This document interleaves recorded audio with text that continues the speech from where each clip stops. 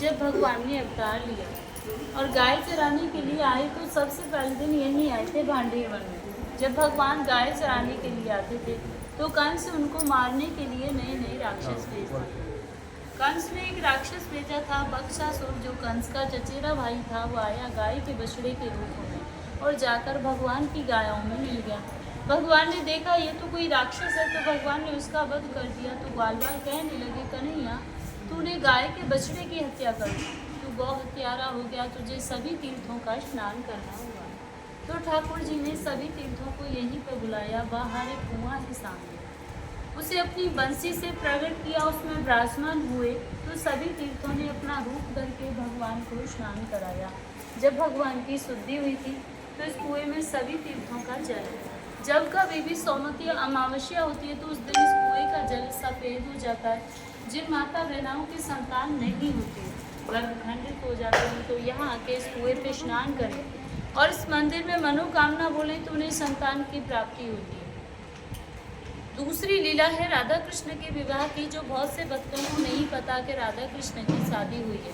पता इसलिए नहीं क्योंकि ज़्यादातर भक्त भागवत सुनते हैं और भागवत में इसके बारे में कोई जानकारी नहीं आती। हमारे 18 पुराण हैं, उनमें से एक आता है ब्रह्म वैवर्त पुराण। उसमें दिया हुआ है कि एक दिन नंद बाबा कान्हा जी को अपनी गोद में लेके यहाँ भांडेर वन में गाय चराने के लिए आए। गाय चराते चराते अचानक से मौसम खराब होने लगा, आंधी तूफान आने लगा, जोर जोर से बारिश होने लगी।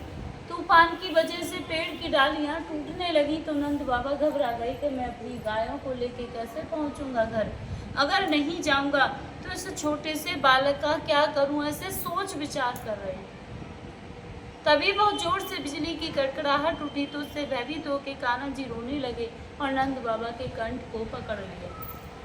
जब कान्हा जी रोने लगे तो वहां पर दिव्य वेश में राधा रानी प्रकट हुई, जिन्होंने नीले वस्त्र पहन रखे थे, नील मणि का मुकुट धारण कर रखा था और नील कमल को हाथ में लेके चली आ रही हैं। उन्हें आंधी तूफान बारिश का कोई भय नहीं। जब नंद बाबा की उन पर नजर पड़ी तो उन्होंने देखा कि उनके चेहरे पर करोड़ों सूर्यों के समान तेज था, जिसे नंद बाबा सहन नहीं कर पाए और वहीं पर मूर्छित होकर गिर गए। तो राधा रानी सोचने लगी कि बाबा तो मेरे से तेज को नहीं सह पाए, उस तेज को शांत करती हैं और साधारण वेश में जाके नंद बाबा के पास खड़ी हो गई। जब नंद बाबा की मूर्छा जगी तो वो पहचान गए थे कि ये तो स्वयं राधा रानी है।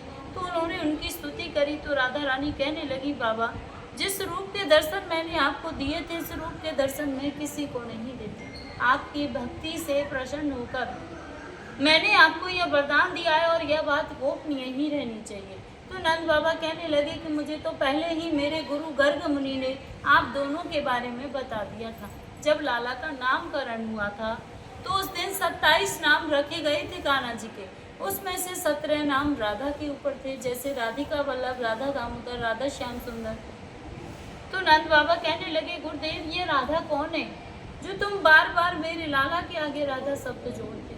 तो उन्होंने बताया कि ये वृषभान की बेटी है, आदि शक्ति है, इसका नाम राधा है।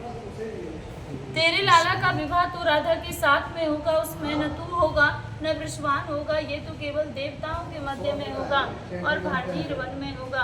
तो नंद बाबा कहने लगे, गुरुजी यह सब पहले ही मेरे गुरु गर्ग मुनि ने बता दिया था और मुझे यह भी पता है कि तुम यहाँ किस उद्देश्य से आई हो, क्योंकि आज वो दिन आ गया है और आपकी धरोहर मेरे पास है। कान्हा जी को उनकी गोद में देते हैं, बोले आप अपनी धरोहर को पकड़ो और अपना मनोरथ सिद्ध करने के बाद मेरे लाला को कुशल पूर्वक यशोदा मैया को लौटा देना। तो राधा रानी कान्हा जी को अपनी गोद में लेती है। गोद में लेके जब इस स्थान पर प्रवेश करती हैं तो यहाँ आते ही कान्हा जी अपनी माया से किशोर अवस्था में हो जाते हैं। फिर उनकी माया से यहाँ पे एक सहस्त्रों खम्भों का मंडप प्रकट हुआ। सहस्त्रों माने हजारों खम्भों का। उसमें सभी खंभे सोने के थे जो रतन मोतियों से सुशोभित हो रहे थे। बीच में एक सिंहासन था, वह भी सोने का था, जिस पर चढ़ने के लिए 7 सीढ़ियां थी। तो राधा कृष्ण दोनों से सिंहासन पर विराजमान हुए।